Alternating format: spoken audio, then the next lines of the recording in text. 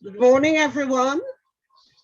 Ladies and gentlemen, it is wonderful to have you this morning at our pre-conference press briefing.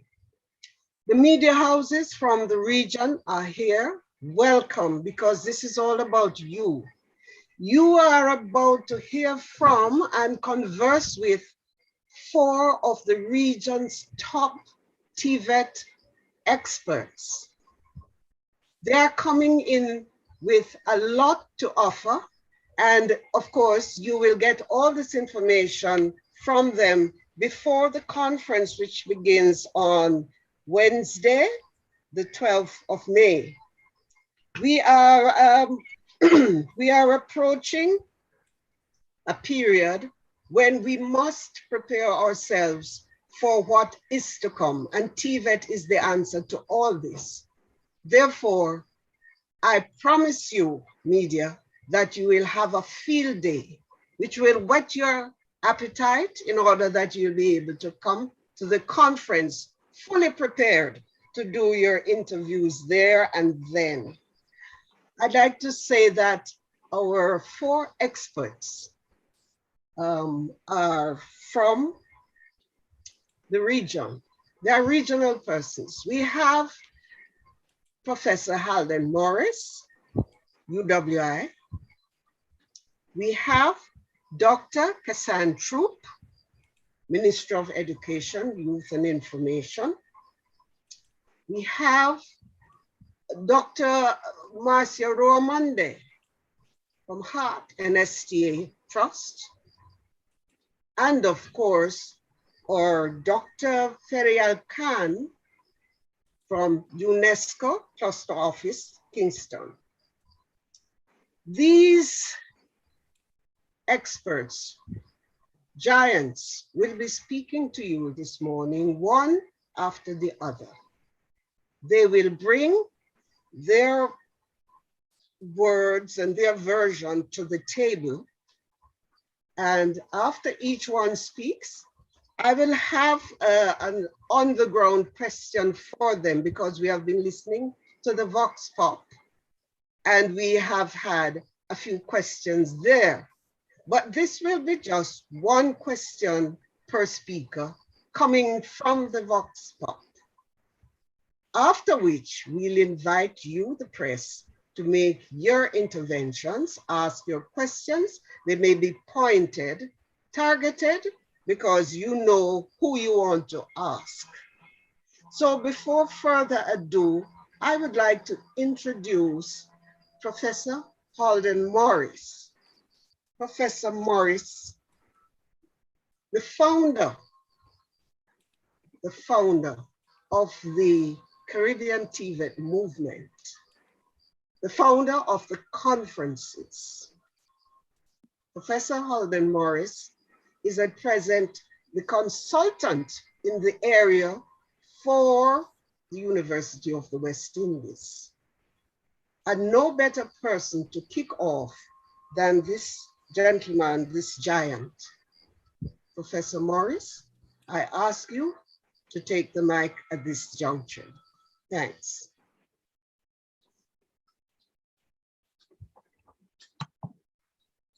Chair and moderator, Dr. Carole Powell, fellow panelists, members of the media, ladies and gentlemen, good morning and greetings. It is indeed a pleasure for me to represent Caribbean TVET as chairman and to introduce you to the 5th International Conference on TVET in the Caribbean, which will take place virtually during May 12 to 14, 2021.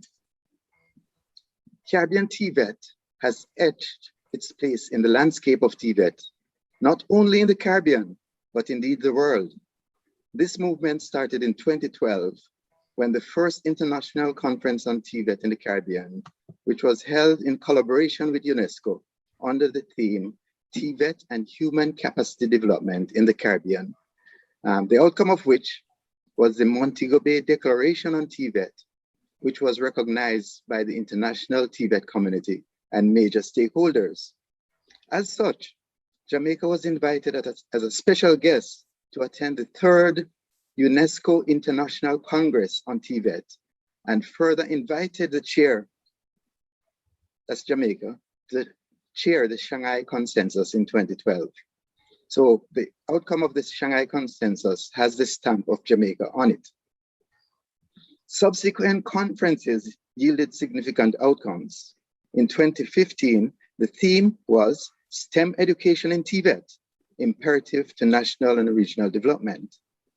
As this is so critical at that stage, it sparked interest across the world, and yours truly was invited to Qatar to give guidance to this STEM education program in that country. In 2017, the theme was TVET for Sustainable Regional Development, followed by the theme TVET towards the 21st Century Economy, Principles, Strategies, and Work Practices. That was in 2029, the second one. Both conferences provided instructions in the form of communique to the Caribbean governments and to the international TVET community. This, our fifth conference, is unique. The uniqueness, of course, Madam Chair, can be attributed to the context within which the conference will take place. Firstly, it will take place in the midst of a pandemic. And secondly, it is being delivered virtually. It provides opportunity for us to interact from the comfort of our homes and at the same time maximize our participation in the various segments of the conference. This pandemic has heightened the urgency for TVET to address the myriads of emerging jobs that require specialized workforce preparation. The theme for this conference, TVET Creating Opportunities in a Global Pandemic, is timely. We recognize that learners and educators are affected by this pandemic in profound ways. It is evident that teachers are forced to employ creative ways to deliver their curriculum. Teachers and students of TVET are particularly at a major disadvantage in that over 75% of the activities are hands-on and requires physical presence to effectively deliver and learn. In circumstances where simulators and other online mechanisms can be employed, these can provide training, certainly, but prove prohibitive because they are out of reach from an economical perspective. Additionally, most teachers were not prepared or trained to deliver online and are forced to employ trial and error to survive. Students require to attend classes online, but of course, they are at a disadvantage because most are ill-equipped and in many instances, they do not have access to reliable internet. The theme of this conference encompasses many strands, and I'll just list a few to you. Impacts of COVID-19 on the delivery of TVET. Innovative strategies to facilitate delivery of TVET in a global pandemic. Quality assurance measures in the context of a global pandemic. And this, of course, is significant because the delivery mechanism is quite different. Innovative TVET for youth empowerment and entrepreneurship. Digital skills requirement for the delivery of TVET in a global pandemic. Access to TVET in the context of the pandemic. New and emerging jobs, very critical, from the COVID-19 landscape. And we are seeing many of those popping up now. Industry engagement in TVET in this pandemic. Ladies and gentlemen, COVID-19 pandemic is here, and we in TVET must employ strategies to survive in it. We plan for you a thorough, engaging conference with special speakers. We have over 50 speakers who will be presenting on the many strands that are here. There will be plenary, presentation, and concurrent sessions, as would be in the face-to-face conference. There will be special workshops, forums, exhibitors on the platform over the 3 days of the conference. It is anticipated that an outcome of this conference will be a declaration on how to deliver TVET amidst a pandemic. Very important. It is hoped that engaging in this discourse will provide opportunity for postgraduate students to share their research and will enable TVET practitioners to make declarations in regard to this training. This is the new norm, and we need to look at recommendations to facilitate training in the future in these circumstances. Let me express our thanks to our partners and sponsors for coming on board to make this event a successful, memorable one. Our partners include the Ministry of Education, Youth and Culture, Jamaica, the University of the West Indies, Mona and St. Augustine campuses, Heart Trust, NSTA, Heart NSTA Trust, College and Institutes of Canada, UNESCO, IDB, and ILO. Our sponsors include National Supplies, Alston Limited, ABC Electrical Sales, and we have many well-wishers. These organizations have contributed resources and time to make this conference a reality. Ladies and gentlemen, I thank you.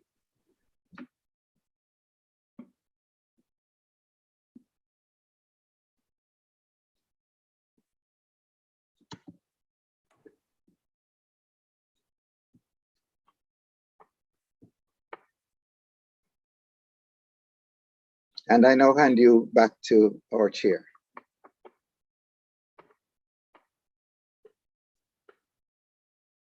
Thank you so much, Professor. You have given us the gamut. And people are wondering, how exactly are we going to approach the vagaries of this pandemic as it impacts TVET? But you have said to us that really and truly, your conference is going to provide all of these answers. So thank you very much. And later on, we'll hear your questions, your other questions coming out of the media houses. Thank you very much, sir. You have been very informative. And at this point, ladies and gentlemen, the core partner, along with the University of the West Indies, the Ministry of Education, represented by the Chief Education Officer, Dr. Kasan Troupe. She's acting chief, but she's also captain. Captain Dr. Kasan Troupe will speak with us. She's a past principal of one of our most prolific high schools. And so there's no doubt that we'll get an enriched early presentation or snippet from Dr. Troupe. Dr. Troupe, will you take the mic at this time, please? Thanks. Thank you so much, Dr. Powell, for that wonderful introduction. I feel very special this morning to be participating in this press briefing conference on behalf of the Ministry of Education, Youth and Information. As you have indicated, we are partners in this conference and we fully endorse what is happening, especially in light of the pandemic that we are all experiencing at this time. The Ministry of Education, like the rest of the world, is very focused on outputs and outcomes. And as you know, the important and the most strategic directive that we can face at this time is to ensure that our boys and girls are achieving and they are attaining their goals. And of course, to maximize their potential. So like the rest of the world, the Ministry of Education had to pivot during this time.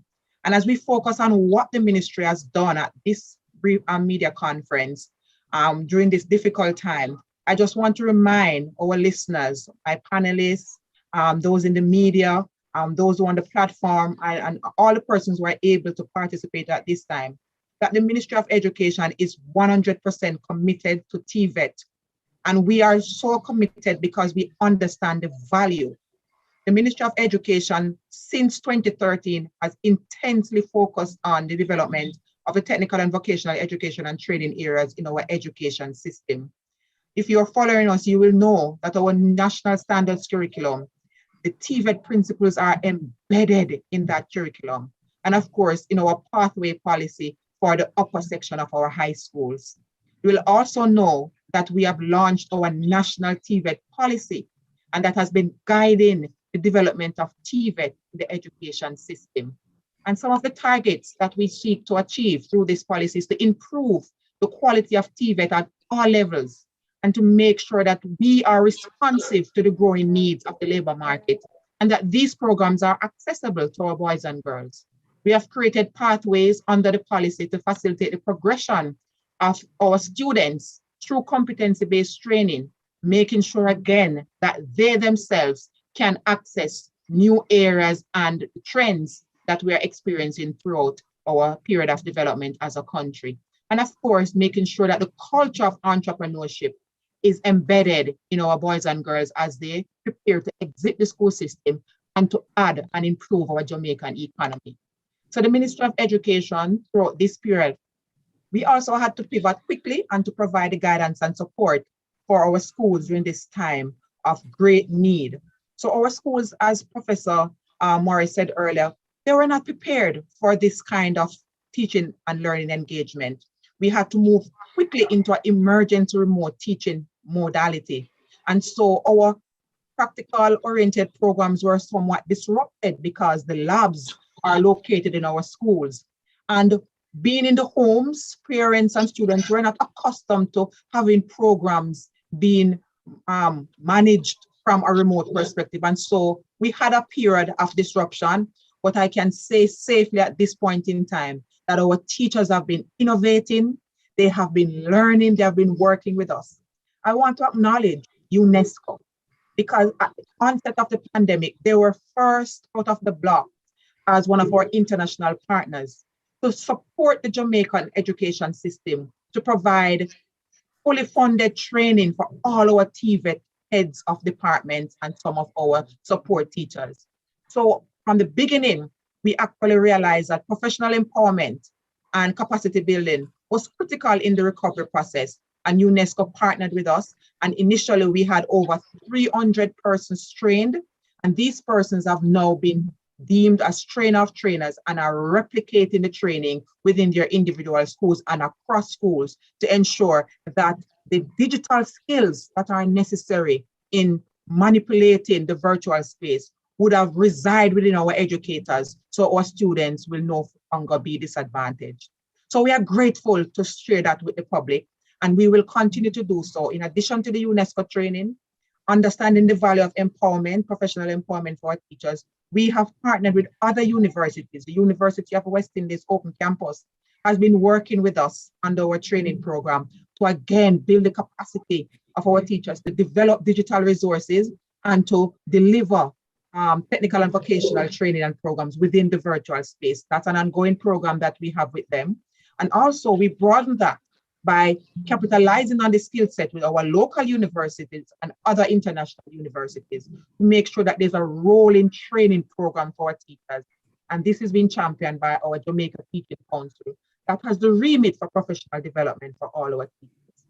So we continue to support them. As usual, the Ministry of Education has the responsibility to provide the grants for our programs to be successful. So as our teachers pivot, they will need additional resources. So to treat with the international, the general challenge with the ICT, we have been rolling out devices for our boys and girls to increase access to the teaching programs. You would have seen that we also ensured that under the heads of agreement, all our teachers would have access to a tablet so they can deliver the training programs online. And for those persons who were not qualified under the heads of agreement for tablets, the Ministry of Education funded that cost, and we have been distributing tablets to those teachers who joined the system of the 2018, so they could also benefit from having the technical resources to deliver the technical and vocational programs. We even went further as a ministry, ladies and gentlemen. We partnered and we had several discussions with the examination bodies, so they too could understand the challenges that our boys and girls are facing and make some adjustment. One of the things that we achieved as a ministry was to have the examination timelines deferred for a later date, so students could have the opportunity to make the adjustment and to catch up so they are not disadvantaged or made worse off as they try to sit their exit exams. In addition to that, we would have gotten support for the modifications of some of the SBAs, knowing that our students were challenged from the remote perspective. Our examining bodies were prepared and willing to work with us to modify what was expected while not compromising the standards of the competency-based examinations. So today we are helping our boys and girls, and we are helping our teachers as we all try to pivot and treat with the difficulties of the pandemic. On an ongoing basis, the ministry provides grants, or as I said earlier, our curriculum, STEM, TVET, STEAM, embedded in our curriculum. So our boys and girls are engaging in entrepreneurship discussions, in problem solving, critical thinking, in project-based learning. Those are some of the key areas of our national standards curriculum, and our teachers continue to pull on these for the delivery of the curriculum. We provide material grants for our teachers and our leaders to make sure that the programs are enriched at the school level. We provide lab technicians for our teachers to ensure that the support is being provided as they prepare the learning environment for our students. And these are costs that the Ministry of Education underwrites to make sure that the quality of the programs are not compromised. We are big on the training of verifiers and internal assessors for the CVQs and the NVQJs to make sure, again, that when our students are certified, they can stand in comparison to the rest of the world. And when they walk into the world of work, they are able to function, as that's what we need to transition. Our students must be workplace ready and must be ready to create new industries for our economy to grow. And so our education is very focused on that. So ladies and gentlemen, the Ministry of Education stands in full support of technical and vocational education in Jamaica. We have adjusted our curriculum to make sure that every single Jamaican child has an opportunity to sit at least one skill area. It's actually a requirement for all our graduates to be exposed to at least one skill area and to be certified in that area as they exit the high school program into the tertiary and the world of work. We are not necessarily where we want to be, but we continue to build the capacity, we continue to provide the infrastructure, we continue to provide the resources, and also to support the culture shift that we need in this society. One of the greatest outputs in recent times is our alignment with our classical programs. We, through our career advancement program and our Center of Occupational Studies, we have moved assiduously and aggressively to create occupational associate degrees that are aligned with some of our classical programs. Again, making sure that people of this country understand that the polytechnic approach is just as valuable as the classical approach and the traditional approach in this country. And more so at this time, even more important than the traditional perspective. Because as you know, the traditional perspective really prepares you for another layer of learning. But when you move into the technical and vocational areas, when you transit the education system and move into another sphere, you're actually workplace ready based on the program of designs that we have available.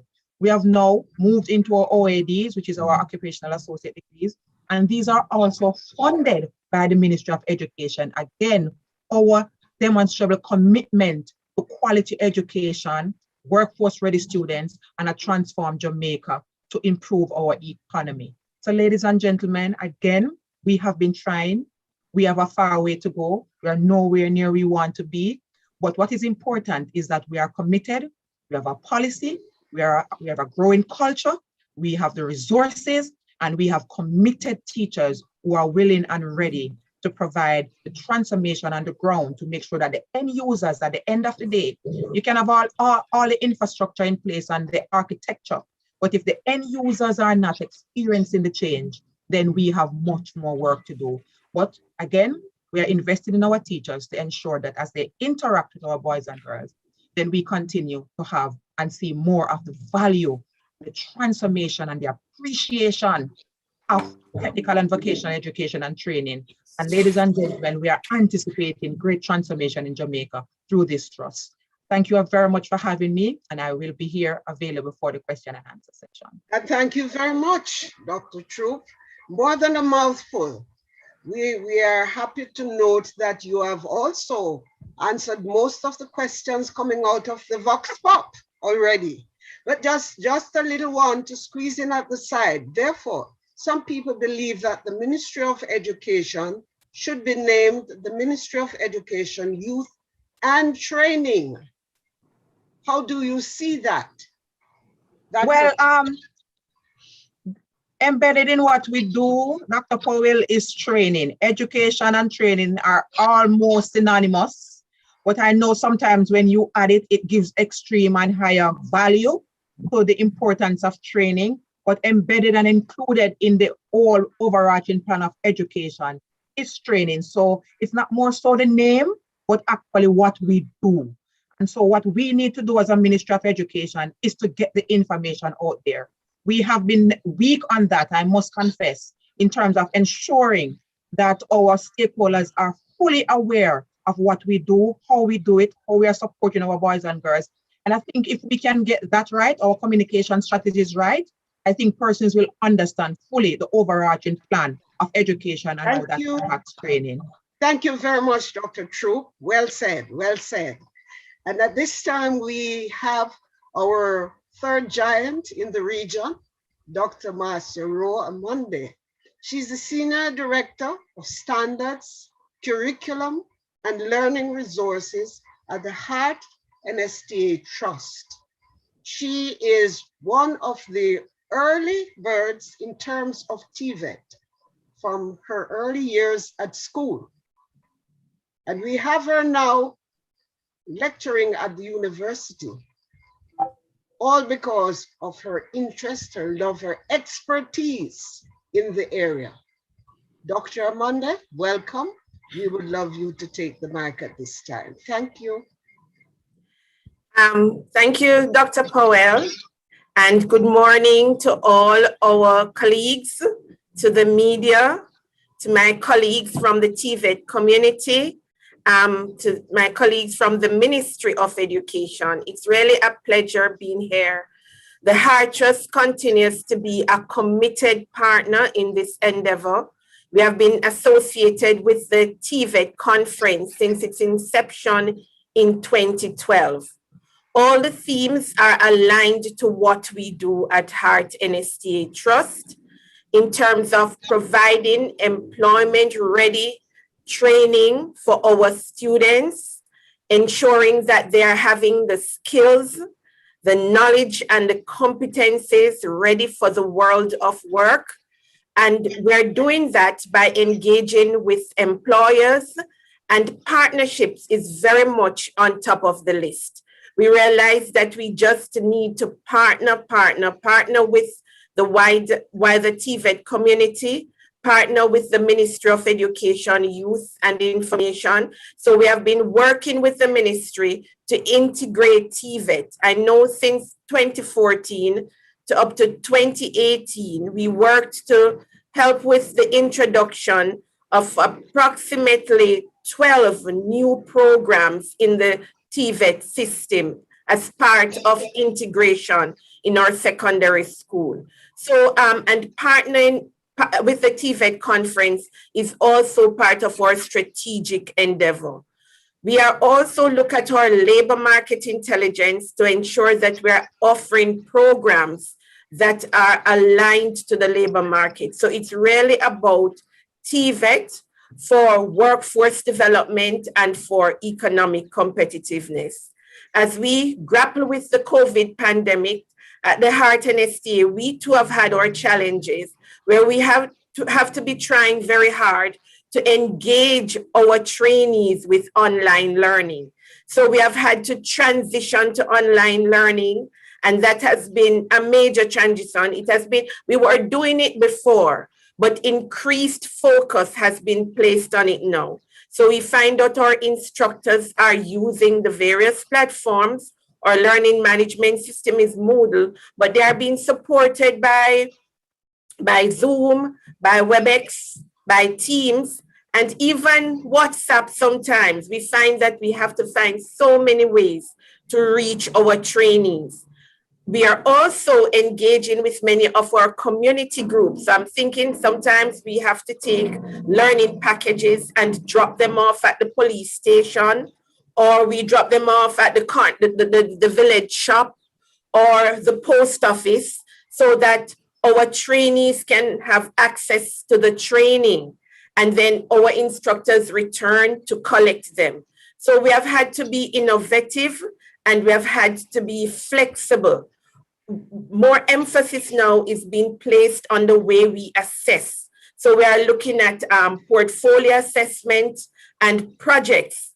And we have even gone as far as saying to our trainees, because we need to look at the social distance and not have very large classes, we have said to our trainees, if you can even do the projects, integrate it in your home life, make learning relevant. So if you're doing housekeeping and you're able to, you make the beds and you send us a video and observe the standards, observe what's required, and that can also be used as part of your assessment. So our instructors have had to be resilient, they have had to be creative, and these are also very good role models for what we are supposed to be passing on to our trainees now, because we have had to demonstrate what's expected of them. We're also cognizant that during this time, they too are grappling with a lot of socio issues, psychosocial issues that are affecting them too, as they are trying to cope with this pandemic and cope with the online learning engagement.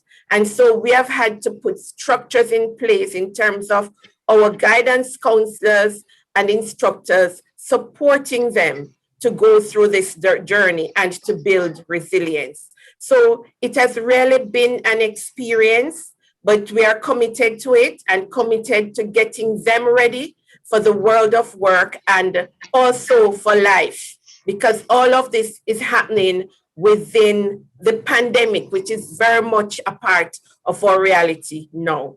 I've also been asked to, as we talk about this, to look at TVET in the region. And so this is not only a conference for Jamaica, it is a conference, notice it's referred to as Caribbean TVET. So it's a conference where we are engaging with our Caribbean neighbors. So TVET is very much at the top of the agenda. It's not only nationally, but we see it being given dominance regionally and also internationally. And it is one way, as we do the conference and as we engage, to really promote TVET as an agent of workforce development and economic competitiveness, to really believe that it can move lives, it can move communities, and it can move economies forward, but by training our students, our trainees to international standards and getting them ready to perform at international standards and for the world of work.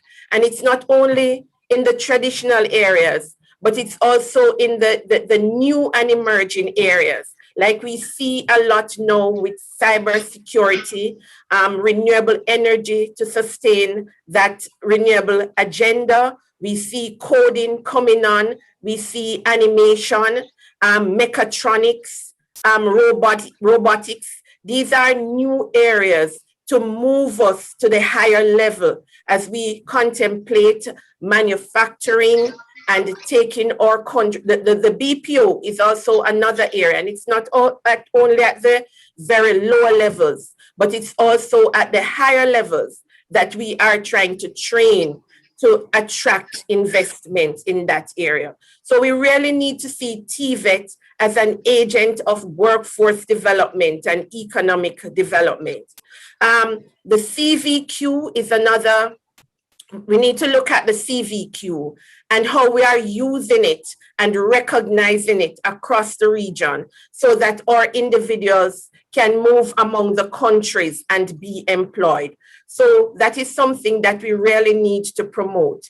As Caribbean countries, I also think it's important that we promote and advocate for TVET. We still see that we have some negative perception where TVET is concerned. And we see this among some of our education leaders. They still have a bias, and TVET now has to be repositioned.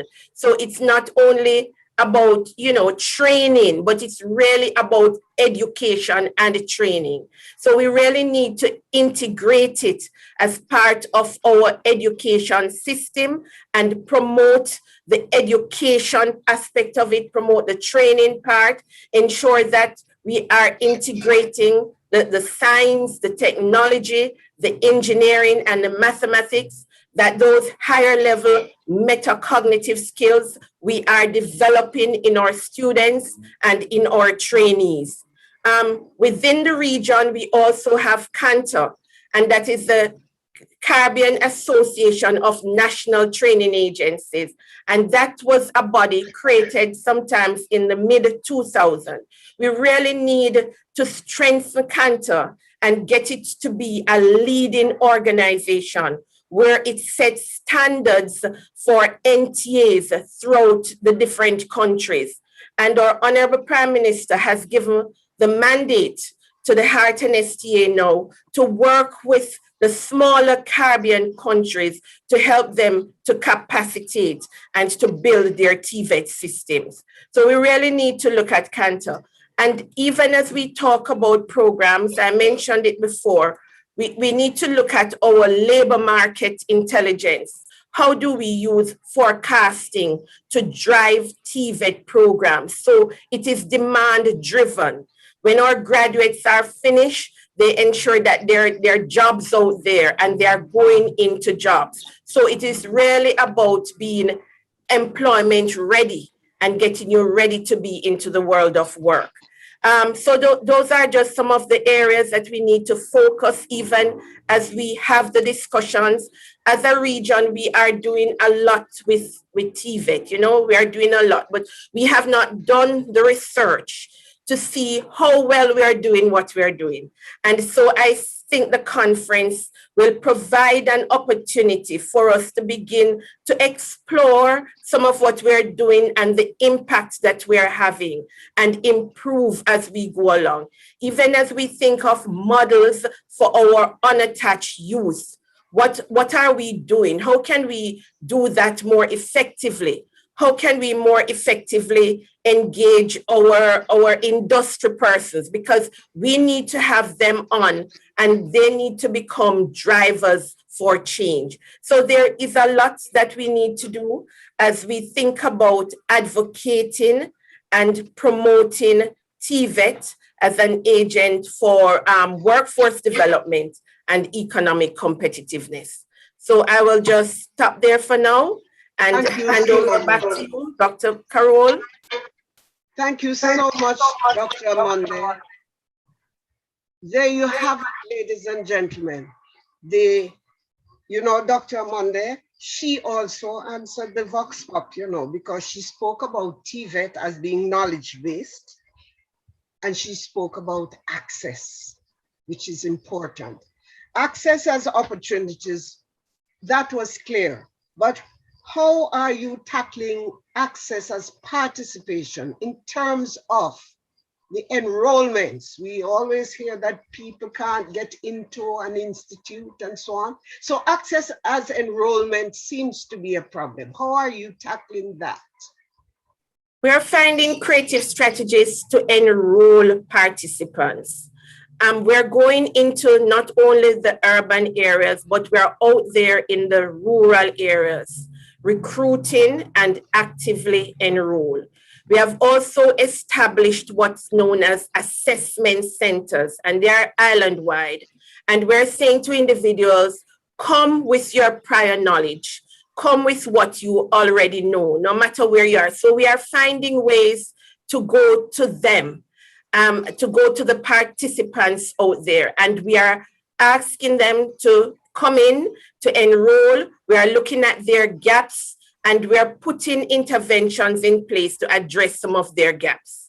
So it is going out into the rural areas, and we also have mobile coaches, and those are intended to really increase enrollment. And more recently, the online focus, and just getting them wherever they are, going out and finding the youth and the adults. Yes, we hear and we feel the effort. Thank you very much for whetting the appetite, because we'll hear more on Wednesday next week, Thursday, and Friday. And thank you so much. And now, ladies and gentlemen, at this time, we turn to the all-encompassing. I call this lady the all-encompassing. She has such a collegial spirit, you know. She creates the environment, and she is a willing planner. And coming from the international stage where she sits as program specialist for the United Nations, you know, that is big. And she sits at the cluster office now for the Caribbean, all encompassing and at the same time collegial, willing, and all the good things that one knows about. All of that is really, really exuded by Dr. Faryal Khan. Dr. Khan will speak to us at this point in time, and after which we have one Vox Pop. If she didn't answer it, then we'll go straight into the media questions. Thank you. Dr. Khan, will you please take the mic? Thank you so much, Dr. Powell, for your kind words. And I would like to focus on some of the new frontiers for TVET, employment opportunities, and how we can then expand our curriculum to include some of these new skills that are being asked by the labor market. So first of all, let me begin by thanking all conference organizers for inviting UNESCO on board this timely and most relevant conference to reimagine the future of TVET. And I would like to also acknowledge the tremendous efforts our Caribbean member states have undertaken to provide support to the TVET sector in the midst of this pandemic. So fellow panelists, Ministry of Education officials, journalists and media reporters, ladies and gentlemen. The global COVID-19 outbreak impacts not only our health, lives and economies, but also the labor market and the education sector. The resulting economic crisis may lead to a recession across economies and sectors. The effects of the decline in tourism are particularly felt by micro and small enterprises, which represent a huge proportion of the hotel and restaurant sector in the Caribbean small island states. Therefore, skills development is part of the policy response to the massive loss of jobs to reorient workers towards employment or entrepreneurship in the new frontiers. The crisis is spurring trends such as the digitization of the workplace, and these call for major shifts in the demand for skills in the labor market. And TVET systems will need to address these shifts in demands. In addition, different forms of online learning and collaboration have become the focus of our attention, as my fellow panelists have already highlighted. And within this context, we have an opportunity to reimagine the future of TVET, to respond to emerging trends in the labor market and prepare for an increasingly complex and uncertain future and jobs of the future. And this is what our youth and young learners are looking out at. These trends have implications for our TVET curriculum.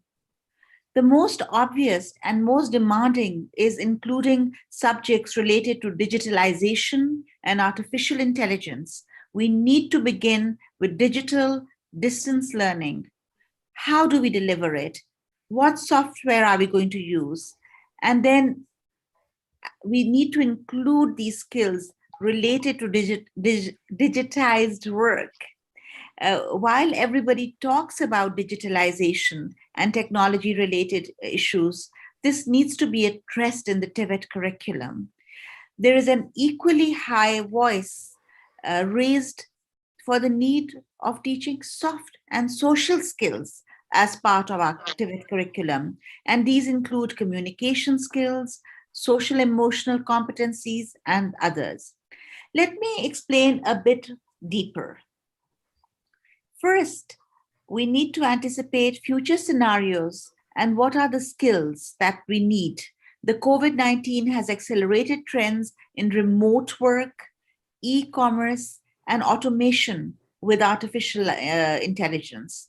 These trends impact skills development, as new skills will be required to respond rapidly and effectively to the new demands. Some skills that will be highly valued in the post-COVID era include digital skills, adaptability, ability to innovate, ability to upskill, emotional intelligence, effective communication, problem solving, creativity, resilience. Curriculum needs to be adapted to integrate these skills to enable our youth to be ready for employability and entrepreneurship in this new landscape. Second, we need to review TVET curriculum to respond to skills that are emerging from this crisis. And this includes designing more open and flexible skills development programs supported by technology, innovative methodological approaches, and more appropriate assessment technologies and strategies as teachers move online and take TVET into the virtual space. And we need to produce quality teaching and learning materials for various fields that are user-friendly in online platforms and virtual spaces. The Caribbean SIDS have reached different stages of development in this area. Therefore, this conference will enable us to benefit from the exchange of experiences and hopefully lead to potential collaboration within the region amongst different member states and countries. In conclusion, we need to capitalize on the lessons that we have learned in this past year during the pandemic, namely, skills serve as a lever for enabling equality. 21st century labor markets need 21st century skills. So in addition to cognitive skills, that is foundational literacy and numeracy, as well as creativity, critical thinking, and problem solving, we will need to also assure that our curriculum includes socio-emotional skills, which describe the ability to navigate interpersonal and social situations effectively and include leadership, teamwork, self-control, and grit. We need technical skills in TVET, which refer to the acquired knowledge, expertise, and interactions needed to perform specific tasks, including the mastery of required materials, tools, and technologies. And finally, we need digital skills, which are cross-cutting and draw on all of the above skills and enable the learner to manage, understand, integrate, communicate, evaluate, and create information safely and appropriately. I would like to say that as new tools and technologies are introduced for imparting new skills and vocational education and training is changing, the role of teachers and trainers is also evolving continuously. Technology might introduce newer learning paradigms, but we can never replace teachers and trainers.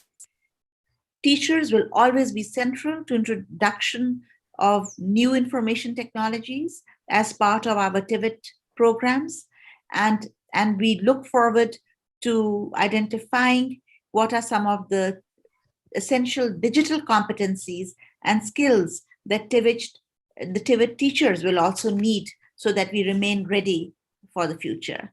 Thank you all. Thank you very much, Dr. Khan. Thorough. I must congratulate you for having answered all of the questions on the Vox Pop.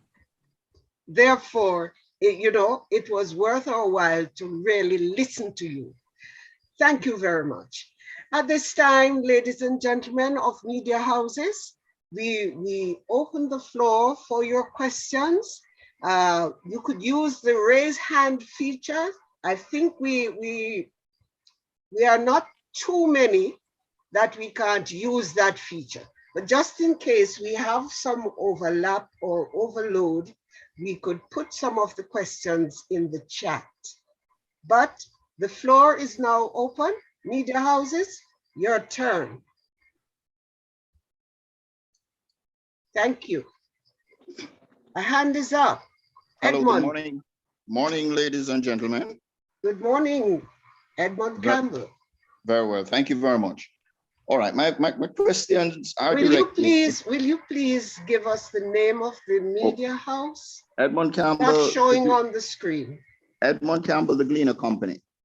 Thank you. Very well.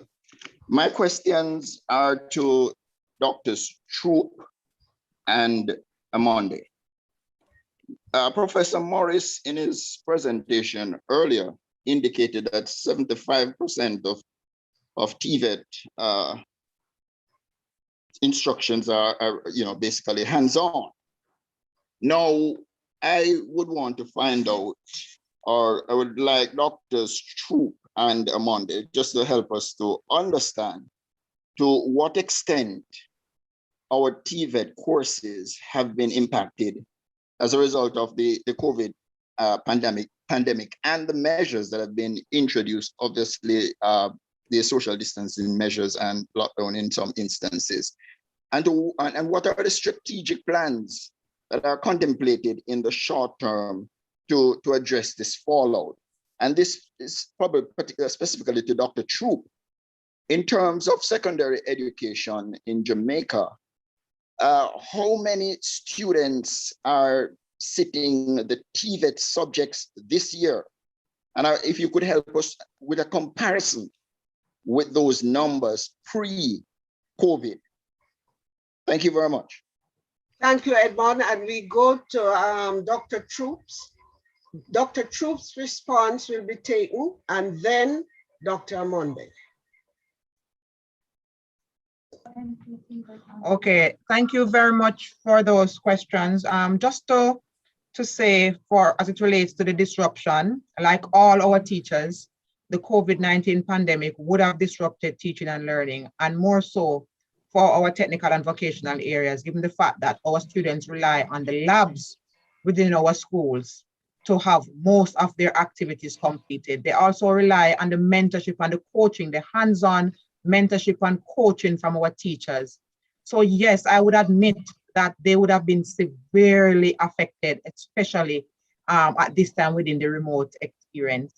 So as I indicated earlier, what we had to do was to invest in the empowerment and professional development courses for our teachers. As at the onset of the pandemic, as I said earlier, we collaborated immediately with UNESCO, and they pulled on a lot of global experiences, expertise within the global sphere to benefit the Jamaican education system. And so we had pulled out all our heads of department in our technical and vocational areas, and we brought them through a series of training programs for them to understand how to use the virtual platforms to the benefit of the program so the students would not be left behind.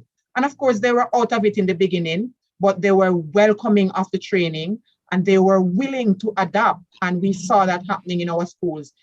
Some of the videos you would have seen online where students were videotaping themselves, carrying through activities that they would have done at the school level, in the labs. You know, they were actually sent into simulation sessions and simulation links. Those were some of the things we had to do.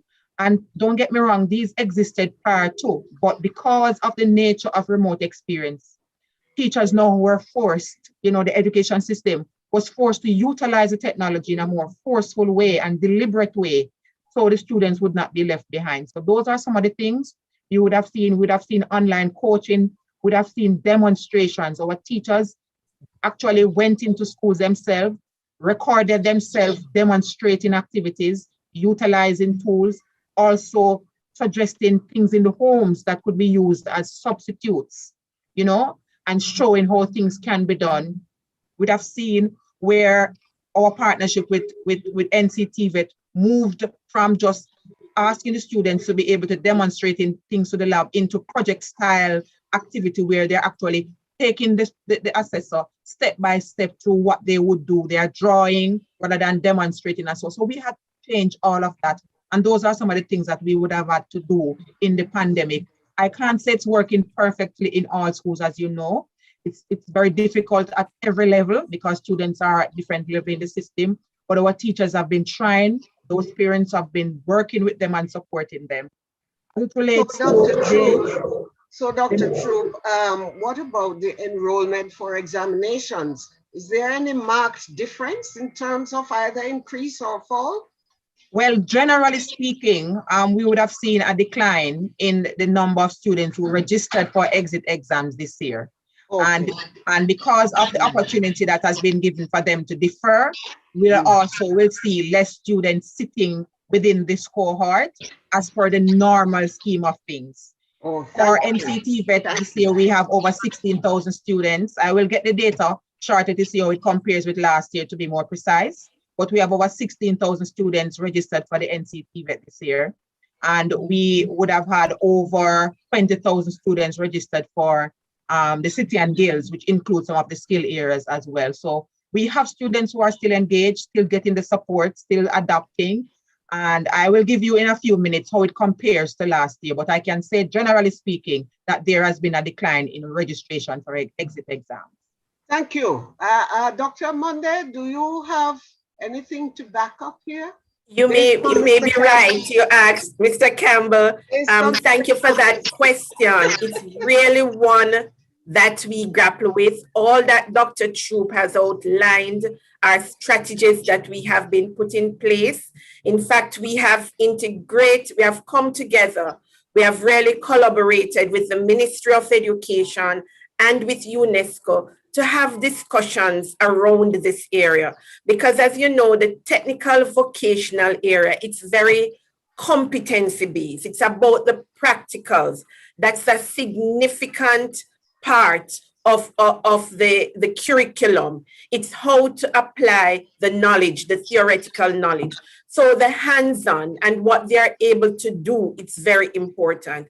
And what we have concluded is that the online cannot totally replace the practicals. So we have had to employ a blended approach, even as we pay attention to the social distancing and observe all the protocols that are in place. So some of our institutions have been having very small groups. So we bring the trainees in and we have them observing the social distances, wearing the mask, doing the sanitizing, and in that way they are able to do the practicals.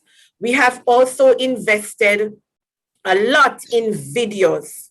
We have produced videos. We have done this in-house, and at times we have gone outside and engaged other stakeholders to come in and to help us to produce videos so that our trainees can have it available and they can follow a step-by-step approach in developing the skills.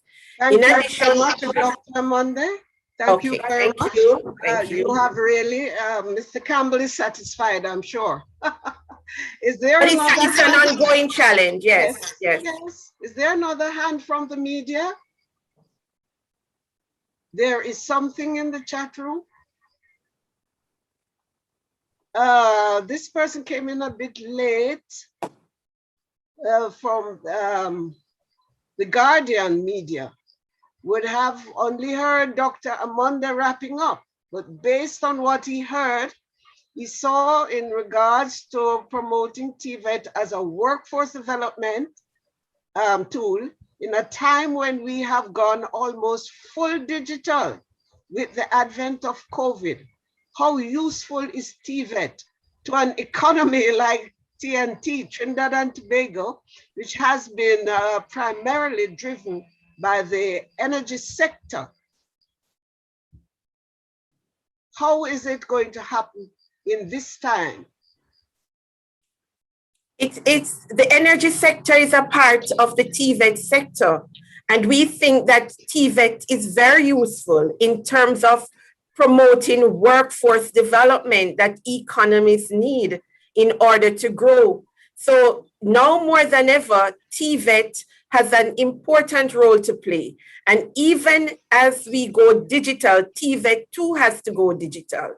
So the ways in which we are delivering TVET, we're integrating all the digital platforms, the different ways. To a large extent, it is digital, but I'm also it's really more, it's also a blended approach where the face-to-face is also still very important. So not only are we looking at the ways in terms of how we deliver, facilitate, how we assess TVET to make it digital? But our trainees, our students also need to have digital competencies.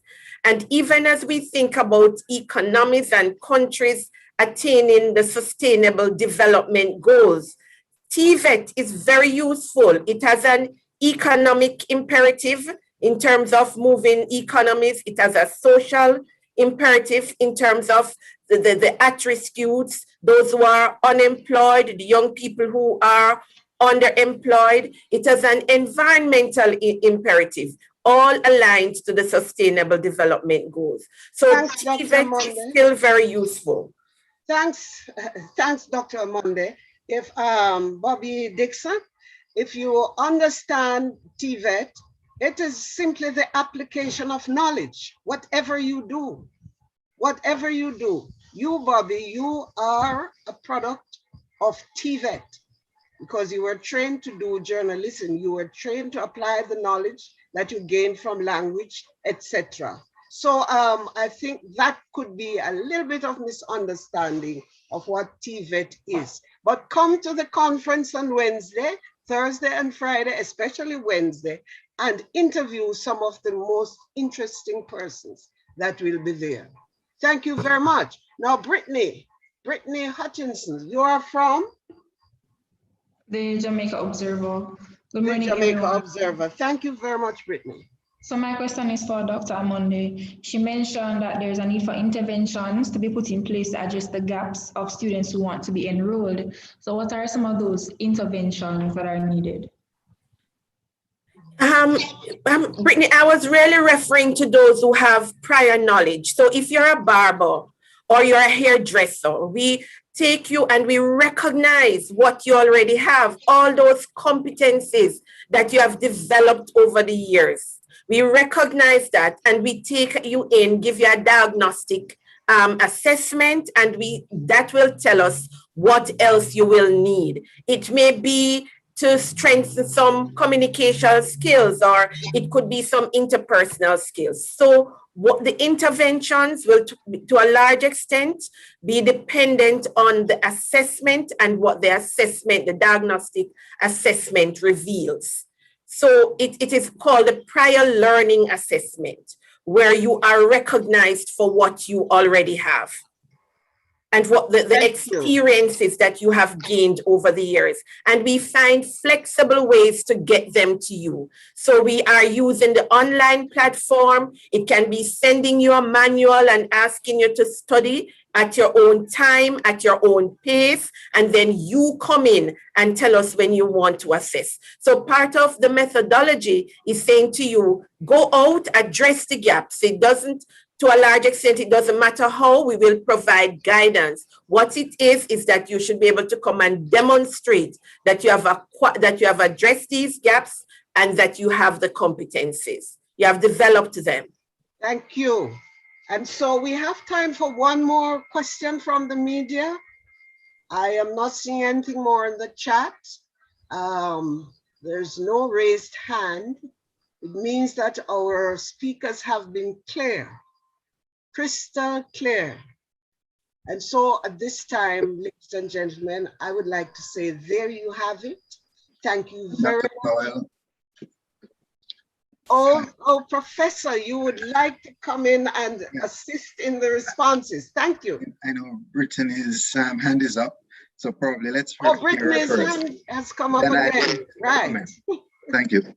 Oh, I was just reminding Dr. Troupe about the statistics as relates to last year for the comparison. Okay, yes, I just made contact with our examining body at NCTVET, and they reported that last year for registration for the skill areas, we had 14,845 students, and this year we have 16,000. So we're actually seeing an increase in the TVET registration for this year. Oh, that's interesting. Very. That's interesting. Thank you very much. And thanks for that question, Brittany, so that we get the figures out. And Dr. Powell, please allow me to just say to Brittany, our mobile assessment centers are also critical in helping us to address those gaps, Brittany. And they're all over Jamaica, including the rural areas. Great. Thank you. Professor Yes. Morris? Yes, Dr. Powell, thanks very much. I think in this discussion, we need to introduce the whole business of leadership. I think part of our challenge across the Caribbean is the leadership in TVET. And it brings us to the question about philosophy and what we are all about. And I think we have lost the, we have just the vision as to what TVET is about. And this we need to concentrate on as a region to see how we can propel ourselves in the higher levels of TVET. And I want to remind the public that we offer a leadership program at UWI. It's the Masters of Arts and the Ph.D. program in leadership in TVET and workforce development. And this is really to let our community know that we are paying attention to leadership. And this conference itself is about leadership. We do have an organization in Jamaica that's supposed to focus on leadership and the professional arm of TVET, and that is the Jamaica Association, JATVET, for technical and vocational education and trainers. So we are attending to this too as part of the way forward in this pandemic. And I see Alicia George hand is up, so I'll yield here for you to take that person. Thank you, Alicia. Thank you, Prof. Alicia, your question, please. Hi, good morning. Alicia George from the Daily Observer on UNESCO Antigua. Has there been any assessment on the success of TVET in Jamaica and across the region? And if so, is there any disparity among the islands that participate?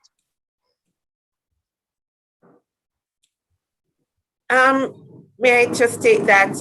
I think we have assessed different interventions, Alicia. We have looked at how we are addressing at-risk youth.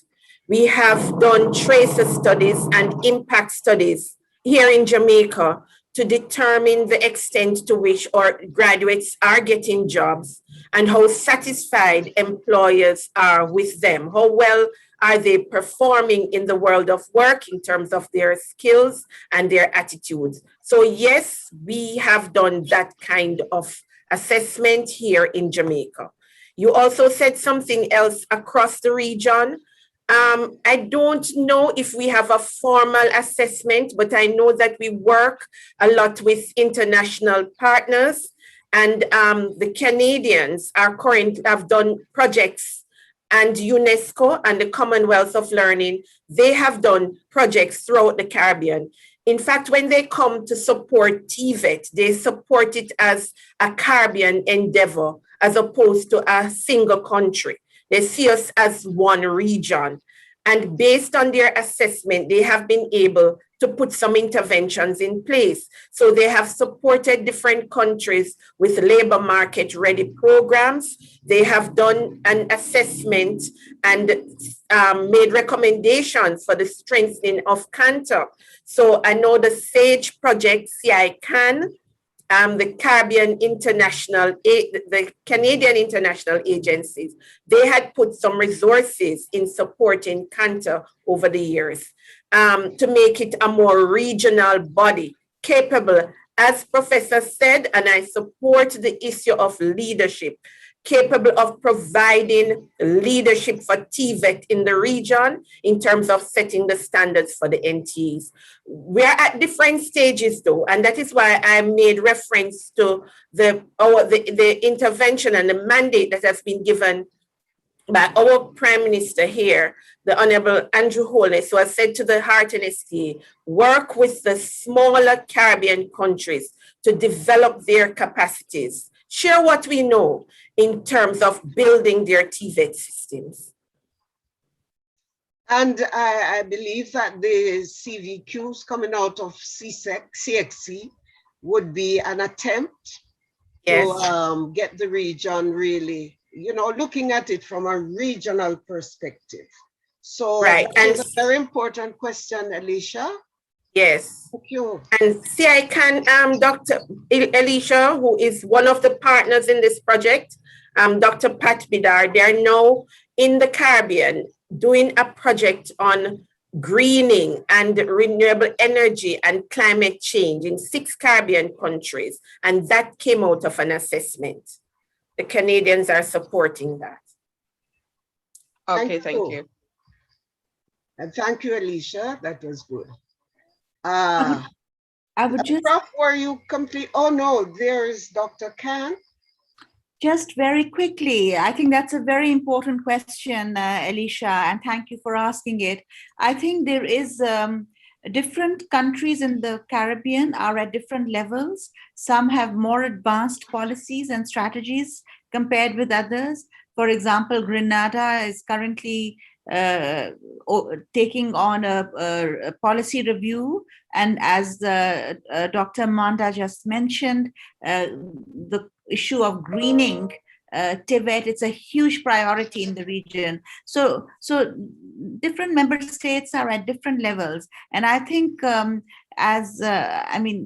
we do need, I think assessment is an area where we need to focus a bit more as we move forward to have comparative opportunities to assess progress in TVET programs and to see the impact of the TVET programs in the Caribbean region. So I think this is an area where I think member states need to focus more at national level, but also I would say to have a Caribbean approach and a Caribbean perspective to have comparative indicators across regions and across the countries. So I think this is something which is an important issue, and I think we need to focus more on that as we move forward.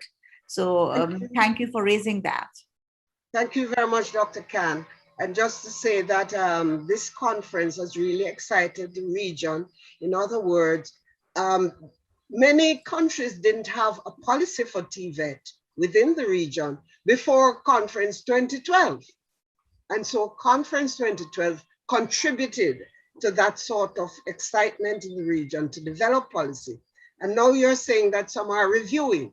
I would say to Dr. Amonde that the Vox Pop says it's time for Jamaica to look to review its TVET policy. How do you see that, Dr. Amonde? I do agree, and thank you for reinforcing that. We need to look at the gains that we have made since that policy was first developed in 2014. Dr. Troupe referred to it.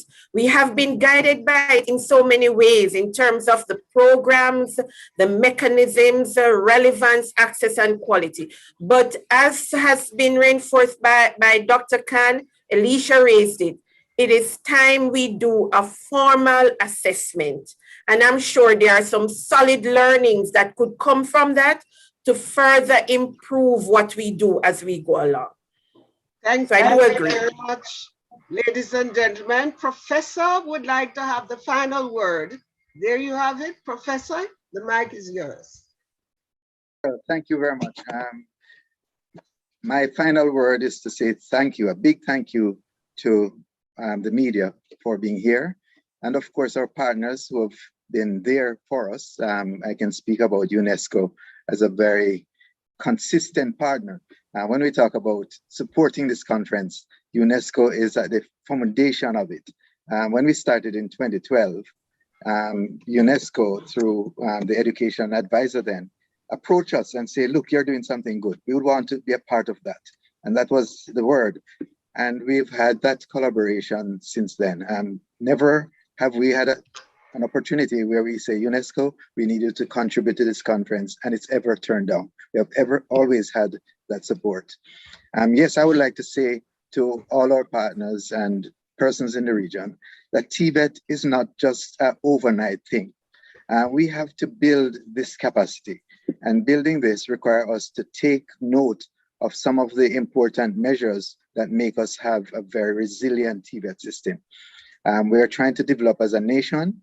We're looking at our infrastructure development, and we cannot turn up our nose on the carpenters and the builders and the producers of goods and so on.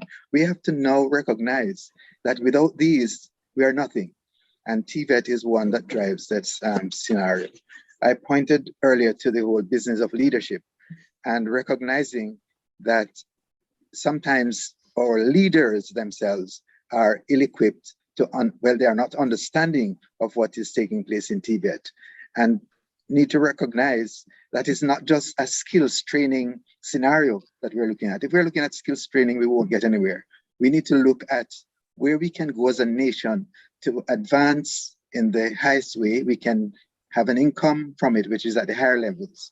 And this requires us to leapfrog into the realities of what TVET is about. So let me thank you for being here. Dr. Powell, nobody thank you yet, but let me thank you for leading this so ably. And you have done a wonderful job. And our media personnel, I think we have done wonderful too with respect to asking questions and bringing to the fore what we need to do in TVET. I thank you, I thank you, I thank you. I thank you too, Prof. Founder of all the things TVET in the region. And of course, I can say beyond, because they called him to Shanghai in order to get him to share his expertise and experiences and sharing in that consensus. So it's an international man.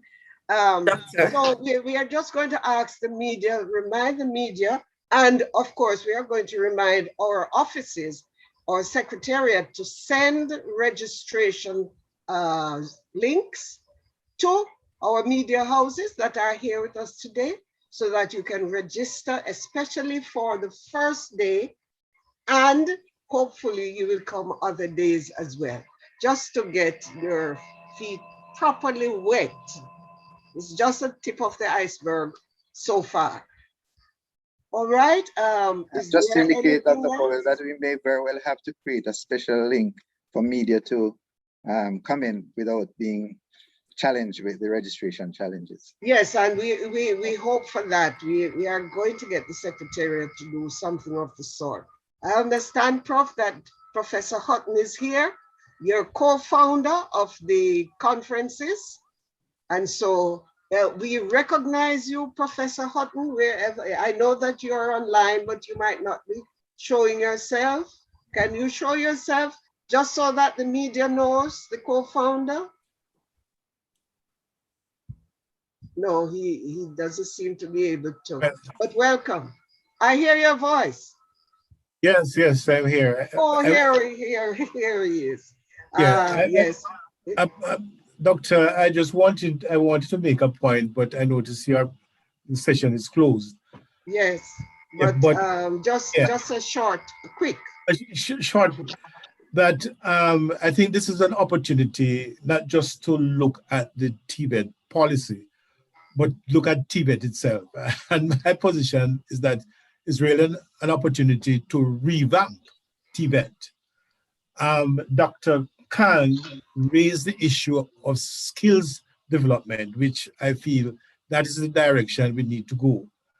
When we look at GC Foster, when we look at Edna Manley College of the Performing Arts, when we look at Caribbean Maritime Institution, it suggests to me that TVET, that is a part of the TVET activity, is not just centered around production of goods as we usually do, but these are areas that we have to encompass as part of the TVET and what I call skills development. In terms of who participate, of course, it's also the best and the brightest. Those who are not motivated, TVET is the solution. And of course, it's an integration of general education and skills development. So as we look at our policy, we need to look at TVET and what TVET should mean from now onwards. Thank you very much, Professor. Sober note for us to conclude our press conference. Thank you very much. And ladies and gentlemen, members of the press, speakers, our 4 eloquent speakers, giants, TVET giants in the region and internationally, I want to say thanks very much. It was good that we were here, and we'll continue to be together in this process. Thank you very much. Thank you all. Thank you very much. Thank you all.